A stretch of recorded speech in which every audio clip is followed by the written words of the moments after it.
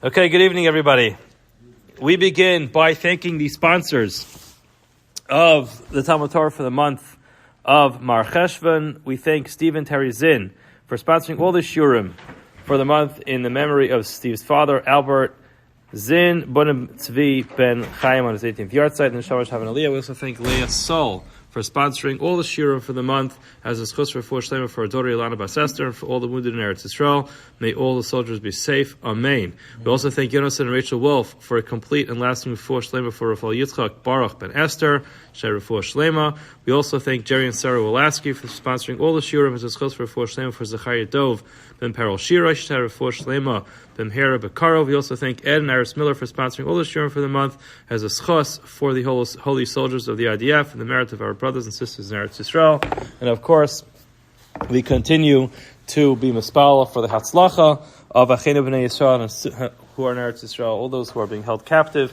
Hashem should bring them a geula shalema bekarov along with all of Klal Yisrael. We begin tonight. Tonight is Daf Zayin Amud Aleph in Maseches Berachos. I should say Amud Zayin Amud Aleph in Maseches Berachos. It's a very exciting Amud. We start at the top, the very first word of the Amud.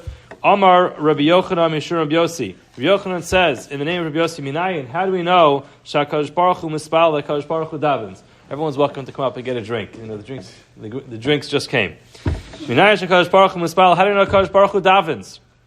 The Gemara answers Shneimar, for it says, "Havayosmel harkachi v'simachtem beveis tefilasi." You will ultimately bring them al harkachi v'simachtem. You will be happy beveis tefilasi in the house of my tefillah. Tfilasam, the place of their prayers. Lo nemar ela tfilasi, my prayers. Mikan shekadosh baruch hu mispal. From here we see Kadosh Baruch Hu is mispal Hashem davens. Thank you so much. What does it mean that Kadosh Baruch Hu davens? So we have to just spend a moment to understand this. We often use the word mispalel. We translate that as pray. Pray is something that we've taken from like the English language, which means a person goes before the Lord, and they ultimately share all their requests and all the praise and everything they want to do as part of davening. But if you look at the word mispalel, again, this is not the moment for this, but mispalel, the grammar of the word, mispalel, when there's a tough in a word, it's something you're doing for yourself. When I get dressed, I'm being mislabesh. If I am getting someone else dressed, I'm being malbish them. Right? Malbish arumim.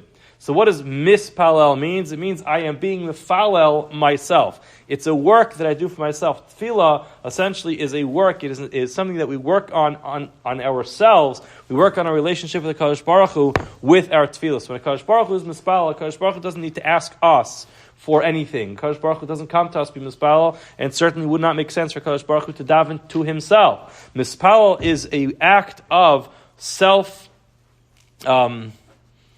Trying to find the right word for it, but it's a work that someone does to improve themselves, an act of self-improvement. In the case of tefillah, to bring oneself closer to a Kadosh Baruch Hu. So now we'll see from the tefillah that a Kadosh Baruch Hu is mispalel, what exactly the function of the tefillah a Kadosh Baruch Hu is doing. The Gemara asks, "My matzli, when a Kadosh Baruch Hu davens, what does he say? What is his tefillah?" Amar Rav Zutra Bar Tuvia. Rav Zutra Bar Tuvia says, Amar Rav, the name of Rav, he ratzon. He says, it shall be the will. Milafanai, in front of myself. In other words, it should be my will. Sheyichbeshu rachmias kasi, the midah of rachmanis, the attribute of mercy, of compassion, should ultimately be stronger than as kasi, than my anger. V'yagolu rachmi al midoisai, ultimately my compassion should roll its way over my characters. V'esnaig im banai, I should ultimately deal with my children, the midas harachim, with the category and the characteristic of mercy and compassion. V'eikanis lahem lefnim yeshur asadin, I should treat all my children, Klal Yisrael, beyond the letter of the law. Again, there's so much to say in every one of these lines of Gemara, but our time is limited. But again, Rashi, the beginning of Parshas Berachos, talks about when HaKadosh Baruch Hu created the world. Initially, HaKadosh Baruch Hu created the world with only the midah of din. That means you get what you deserve, nothing more, nothing less. Hashem said the world's not going to survive like this. People can't live like this. So therefore, Kadosh Baruch Hu, he combined the midah of rachamim. That means that in the bria of the world, in the creation of the world, Hashem combines two different attributes. The attribute of din, strict justice, and rachamim, mercy and compassion. Kadosh Baruch Hu is ultimately saying, I should find it within myself to allow the compassion, the midah of compassion, to overtake the midah of din, and therefore I should treat my children, Klal Yisrael, with a tremendous amount of compassion. The Gemara goes on. Tanya, Amr Shol ben Elisha. This is a famous song made famous by Avram Fried. A nice Chazana Shapis. Maybe afterwards, if someone wants to perform a rendition of the song, for those who want to stay. Amr Bishmal ben Elisha. Bishmal, the son of Elisha, said, Pamachas nechnasti. One time I walked in lahaktir ketaris to bring the ketaris offering. Lefnai lefnim. I went to the Kodesh Kadashim. V'reisi Akas Rikel. I saw Akas Rikel. It's not clear what Akas Rikel is. It's either a malach or it is actually in one of the names of Hashem. Akas Rikel ka Hashem tzivakos. I saw Hashem. In other words, I saw Hashem sitting there. Lefnai lefnim the Kodesh Kadashim. Shu Yoshiv Akisi Ram Vanisa. He was sitting on the throne of glory. V'amar li. He said to me, Yishmael b'ni, my son Yishmael barcheni. Give me a bracha. Amarti lo, I said to him, Yiratzim lefanecha sheyichbeshu rachmecha as kascha. It should be the will of Kadosh Baruch Hu that indeed, just like you are mispal all the time, it should be your will. Sheyichbeshu rachmecha as kascha. Your compassion should overtake your anger. V'yagola rachmecha midosecha. There should be compassion which ultimately takes over all of your characteristics. V'tisnaigim banecha b'midos harachamim v'sikanas lefnim mishur asadin. You should work with your children. Your minog, your way of working with them should ultimately be with rachman, with compassion, and treat them beyond what they actually deserve. Ultimately, after that bracha was over, Kadosh Baruch Hu, kind of, if we can understand what this means, Kaviyach Hashem bowed his head to me, ultimately showing, yes, that is the proper bracha to give me. Why? Because that's what Kadosh Baruch Hu is mispal.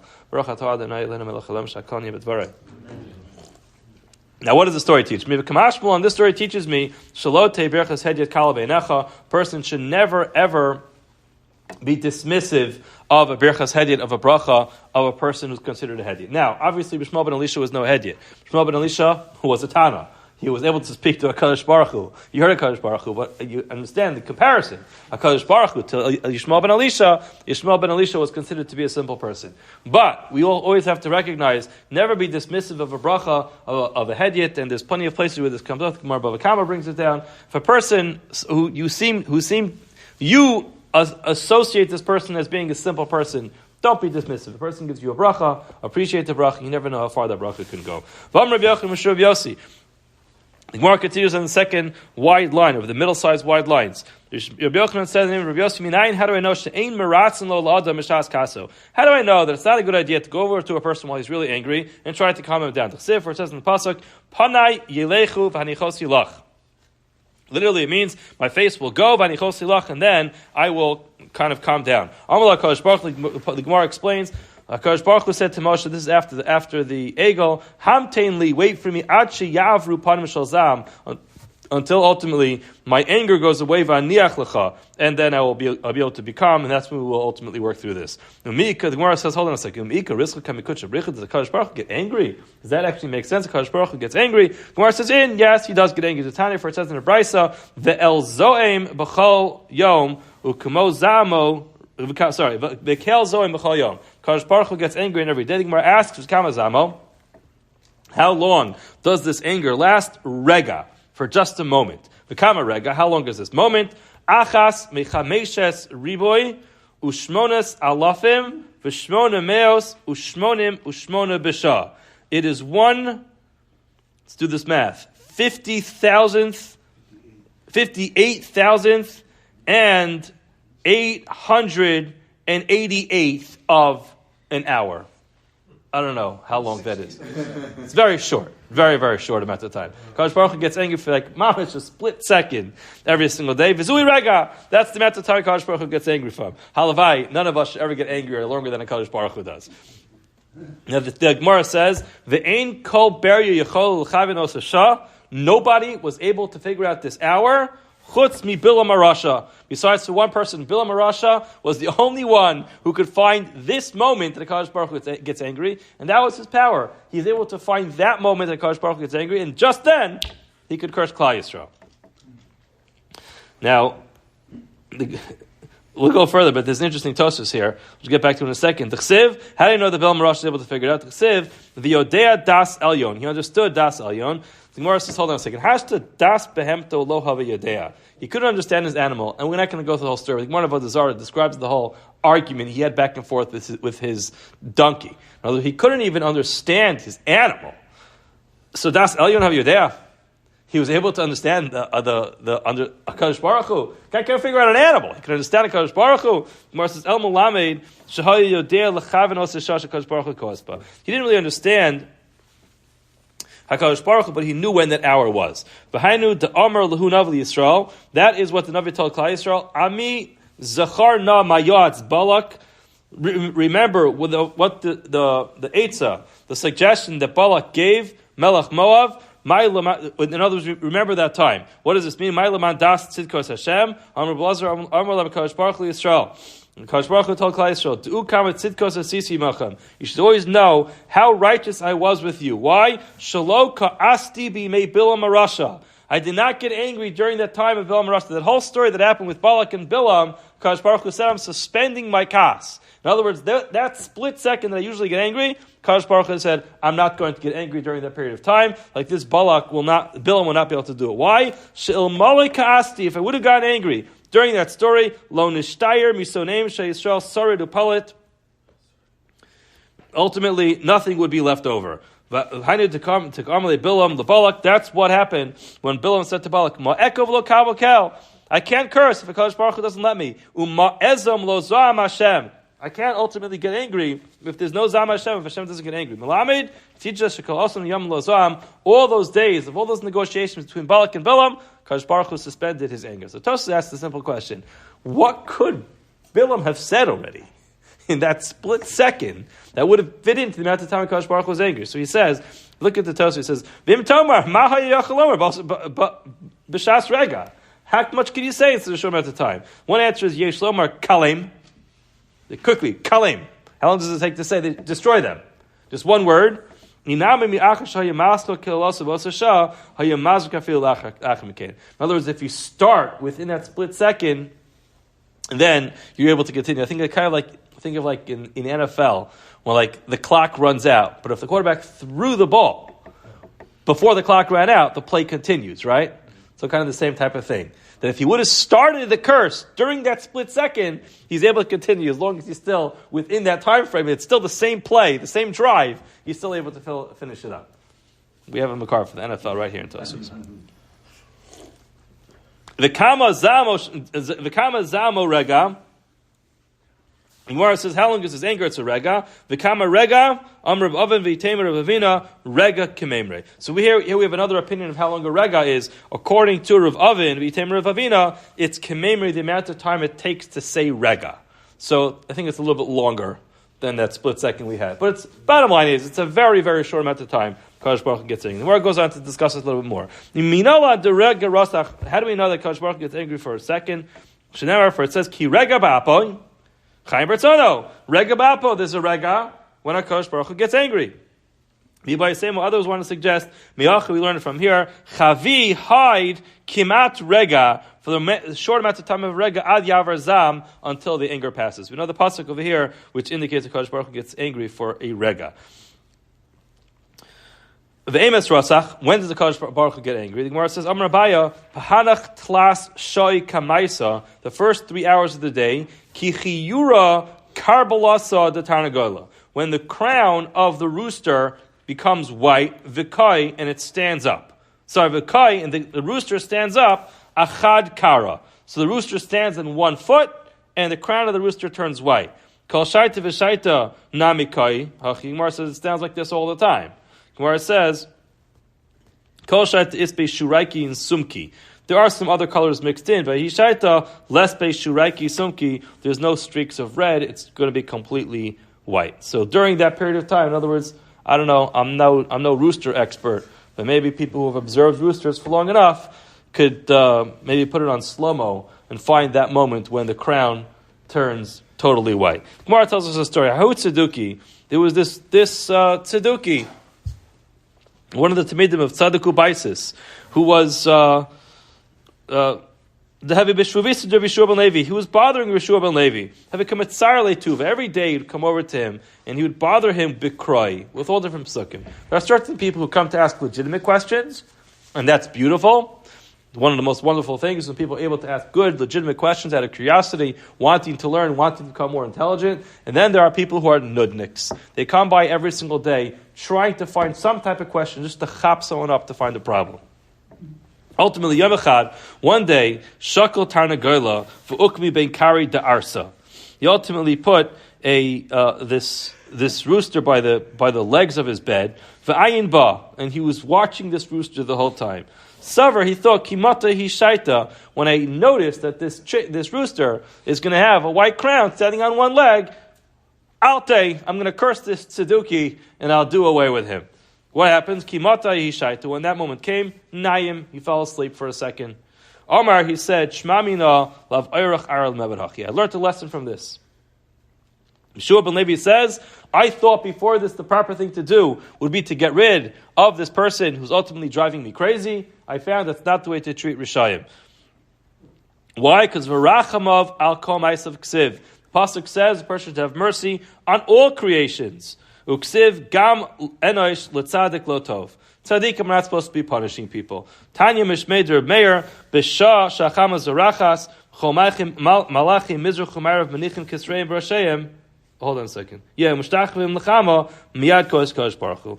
At that time, that's when Kodesh Baruch Hu gets angry. Another way of telling when Kodesh Baruch Hu gets angry, it's at the time that the sun is shining, and the Malachi Mizrach Amarav take off their crowns. The kings of the east and the west take off their crowns. Mishtachvim l'chama, when they bow down to the sun, that's when Kodesh Baruch Hu gets angry. That makes sense. You can understand why Kodesh Baruch Hu is not so happy when there is such a large movement of people bowing down to the sun that Kodesh Baruch Hu himself created. So again, what did Yeshua ben Levi learn? He learned that even if someone is making you crazy, intentionally making you crazy, it's not appropriate for him to take retribution. Rabbi Yochanan Mishum Rabbi Yossi. Rabbi Yochanan said in the name of Rabbi Yossi. If you notice, there's a pattern over here. This Amud is Rabbi Yochanan in the name of Rabbi Yossi. Yesterday's Amud we had, who did we have yesterday? Rechelba. We had Rechelba yesterday. The Gemara continues. Rabbi Yochanan Mishum Rabbi Yossi. Tova mirdus achas belibo shel adam yos mikam malkios. If a person is humble, that is better than a person giving himself lashes. Shenemar, for it says, "Uveradfa es ma'ahavel v'amra elcha v'shuva el ishi harishon ki tovli oz me'ata." If a person ultimately is a shuva el ishi harishon, he goes back to his original stage, then it's better than it's better. Reish Lakish Amar yos me'mea malkios is better than 100 malkios, 100 lashes. Shenemar, for it says, "Tachas gara." It's better for a person to ultimately humble himself than to hit a ksil 100 times. Okay. Rabbi Yochanan, the name of Yossi, told us another thing. Moshe asked 3 things from Kodesh Baruch Hu, v'nasan lo, and he gave it to him. What are the 3 things he asked? Vikesh shetishra shechina al Yisrael. He asked that the Shechina should dwell, the divine presence should dwell with Klal Yisrael. V'nasan lo. He gave it to him. Shenemar, for it says, Halo belechtecha imanu. When you're going with us, Kodesh Baruch Hu ultimately travels with Klal Yisrael. Bikesh, he also asked, Shelo tishra shechina al ovdei kechavim. The Shechina should not rest with idolaters. Menasano, he gave it to him, Shenemar, for it says, V'niflinu ani v'amcha. I'm going to ultimately divide between myself and between your nation. What was the last thing? Bikesh lo dia drachos HaKadosh Baruch Hu. He wanted to be able to understand the ways of HaKadosh Baruch Hu. There's different versions of how this conversation went. This Gemara records one way that this conversation went between Moshe Rabbeinu and HaKadosh Baruch Hu. And he gave it to him, for it says, Shnemar, for it says, Hodi'eni na es drachecha, teach me your ways. Amar lefana Ribbon Shalala, Moshe Rabbeinu said to Hashem, Pnei ma yesh tzadik v'tovlo. Why are there some tzaddikim where things work out well for them? The yesh tzadik v'ralo. You have other righteous people, things don't work out well for them. They have all types of tzaros in their life. And then, yesh rasha v'tovlo, there are some evil people, wicked people, who enjoy a good life. Yesh rasha v'ralo, there are some evil people who things are going bad for them. Now again, it's interesting that this question in the Gemara is not the typical tzaddik v'ralo question that we often ask. The question that we often ask is, we don't understand the ways of HaKadosh Baruch Hu. We see such evil people, tzaddik v'ralo, rasha v'tovlo, we see good people suffering, we see bad people ultimately enjoying a healthy life. What's going on here? It seems like this particular question was the confusion. There isn't consistency here. Sometimes tzaddikim have it good, sometimes tzaddikim have it bad. Sometimes Rishonim have it good, sometimes Rishonim have it bad. What's going on? If there's a system to this, it should follow along consistently. If not, why is it changing? That seems to be his question. Amar lo, he said to him, Moshe tzaddik v'tov lo. When there's a tzaddik, when things are going well for him, we know what the reason for that. Tzaddik ben tzaddik. He's a tzaddik, the son of a tzaddik. Tzaddik Faralo, when you have a tzaddik when things are going bad for him, he's a tzaddik ben Rasha. He's a tzaddik, the son of somebody who was a Rasha. Rasha v'tovlo, when you have an evil person and things are going well for him, it's Rasha ben tzaddik. We're talking about a person who's a Rasha, the son of a tzaddik, therefore he has the chusn from his father or his parents. Rasha v'ralo, if a Rasha where things are bad, it's Rasha ben Rasha. This is a Rasha, the son of Rasha. That's the initial answer the Gemara gives. Gemara says, hold on a second. Amar, tzaddik v'tovlo, if you're telling me that a tzaddik v'tovlo is tzaddik ben tzaddik, and tzaddik v'ralo is a tzaddik ben Rasha, a tzaddik who has it bad, that's because he's a tzaddik, the son of a Rasha. Eini, that can't be. Paksiv, it says in the pasuk, Poked avon avos al banim. Kadosh Baruch Hu remembers the avon, the sins of fathers on their sons. Uksiv, and it says, Banim lo yusu al avos. Ultimately, children are not going to have to pay the price of their parents' averos. V'raminan, we asked this, V'raminan kra'adadi, we asked to steer a contradiction between the two psukim. Do punishments pass from generation to generation, or do they not? Why does one pasuk seem to indicate that yes, punishments, consequences pass generational, and another pasuk indicates that they don't go generational. They're a person's only responsible for their own misdeeds. We answered Lokasha, Hakisha ochazin maisi avosayim. We answered that the only time that a Avera is going to be passed from father to son, and it goes down in generations, is if the ways of their fathers were passed on also. So if the father was a Rasha, and his son was a Rasha, and he kept doing his father's riches, and his grandson was a Rasha, and his grandson, okay, so we understand. They're holding on to the evil actions of their fathers and their ancestors. But how could you tell me it's tzaddik faralo? The tzaddik is ultimately going to be paid. He's going to deal the consequences of his father. The pasuk tells us clearly that we don't pass on the punishments of the father when the son doesn't take on those evil actions. This is what he said to him. Tzaddik v'tovlo, when things are good for a tzaddik, is a tzaddik gomor, an absolute tzaddik with no flaws. Tzaddik faralo, how is it that when a tzaddik ultimately has all kinds of difficulties in his life, that is a tzaddik she'enu gomor. That's a tzaddik who is not, he's not a perfect tzaddik. He does good things, but ultimately there are flaws. Rasha v'tovlo. What is it? Why is it we have a Rasha when things are good for him? That's a Rasha she'enu gomer. He's not an absolute Rasha. He makes bad decisions sometimes, very bad decisions sometimes, but ultimately he's a person who also has good things. He does good things as well. Rasha v'ralo. When you have a Rasha and things are going very badly for him, that's a Rasha gomer. That is an absolute Rasha. So again, this Gemara seems to deal with it in a super hyper intellectual way. This discussion of theodicy, exactly how these things work, is something which is a much larger topic, and there's so much written on this in so many Gemaras. The bottom line is, the most intelligent thing to say about this is, we really just don't know the ways of Kadosh Baruch Hu. Perhaps Moshe Rabbeinu was zocha to hodieni nas drachecha. Lama hariyos lama zeh. Moshe Rabbeinu was able to ask Kadosh Baruch Hu these questions. Maybe Moshe Rabbeinu understood it, but ultimately it was a question that Moshe Rabbeinu suffered from, and there's a question that we just don't understand. Why it is that sometimes such beautiful people seem to have such difficult lives, and then we look at around the world, we see other people whose actions are on full display of being horrific behaviors. And we're not going to go through these people, but every generation has a couple people who are really just horrible people. And we see they don't seem to be suffering so much. We don't know the answer to these questions, and attempting to answer these questions usually puts you in a worse position than when you started. Gemara says, these two statements from Meir contradict each other. Why? Shtayim, because Meir says, sorry, Pligid Rameir. This is, I read that wrong. Pligid Rameir. This is arguing Rameir. Why? Rameir. Rameir says, Shtayim nasnulo. Two of the requests Moshe Rabbeinu requested, he was given. V'achas lo nasnulo. One of his requests were not granted. Shnemer, for it says in the pasuk Chanosis Esher Achon, which means Afla Pisha Enu Hagun. In other words, I'm going to have Rachmanis even if people don't deserve it. For Richamti Rachim, I'm going to use the midah of rachamim, of compassion, even if they don't deserve it. V'yomer lo sucha liros es panai, and Moshe Rabbeinu was told, you can't look at my face. In other words, you won't understand the things that I do. Tana mishmei b'shuva mekarcha. It is learned in the name of b'shuva mekarcha. Kacham l'kodesh baruch hu l'Moshe. This is what Kodesh Baruch Hu said to Moshe: Kisha ratzisi lo ratzisa. I came to you in the snare. I asked you to come with me. I asked you to be a leader of Klal Yisrael. And what did you respond? You said I don't want to. Achshav sha'ata rotza. Now all of a sudden you want to understand my ways. Eini rotza, I don't want to give it to you. Pligid Rav Shmuel. This argues in Rav Shmuel Bar Nachmani. Amar Rav Yonasan. This argues on Rav Shmuel Bar Nachmani, who said this. The name of Rav Yonasan, which is the Amar Shmuel Bar Nachmani. Amar Rav Yonasan. The star Shlosha in the schar of three things that Moshe Rabbeinu did. Zachal Shlosha. He ultimately was granted his three requests. The schar Eini rotza. The schar is saying I don't want the leadership. Hold on a second. Vayaster Moshe Panav, he turned his face away. He was Zachar l'klaster Panim. He was ultimately Zocha to the beautiful face. That's Kikar and Arpanav. He had a kind of like a beam of light coming from him. B'schar ki yarei Zacha livi yeru.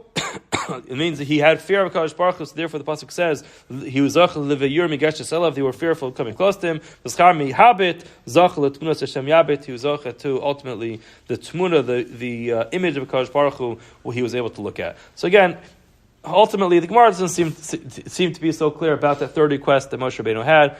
Was Moshe Rabbeinu given an understanding of Tzadik Baralo, Rosh V'Tovlo? It seems like, again, from our perspective, we really just don't understand. V'starti, we're late. V'starti is copy v'reisi is achorai. I'm going to turn, and you'll look at my back. Rav Chana Bar Bizna, Rav Shimon Chasidim Ulamed Shar Kodesh Baruch Hu Moshe Kesher Tefillin. Since he allowed him to see his back, he showed him the tefillin, like we learned in yesterday's Gemara. Kodesh Baruch Hu wears tefillin. He showed him the Kesher, the knot of tefillin in the back of his head. One more from Rabbi Yochanan Rav Yossi called Dibur Dibur Shotz V'Pilei Kodesh Baruch Hu Tova. Everything Kodesh Baruch Hu says for good, it's going to happen. Afilu Tanai. Even if Kodesh Baruch Hu said, "I'll do something good on condition."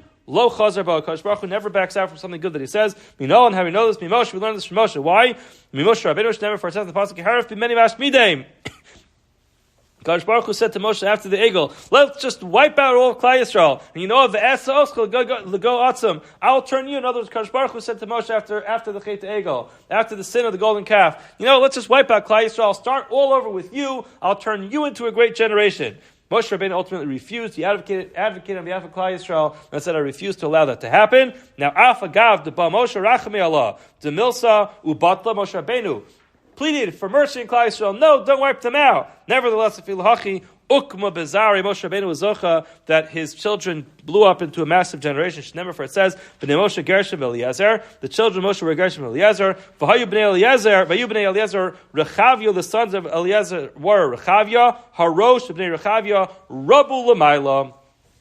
The sons of Rechavia increased a tremendous amount. Matana B'yosef L'mayla, Mishishim Riboy. Tremendous amount of hundreds of thousands of children from Rechavia, Asya, Rabia, and Rabia Ksiv Hacha, Rabu L'mayla, Ksiv Hasa B'nei Yisrael Paru, V'yishtresu V'yirbu. So you see the Moshe Rabbeinu ultimately was Zocha to a tremendous dynasty that came out of him, even though Kadosh Baruch Hu really only said it al tonight. Have a wonderful evening.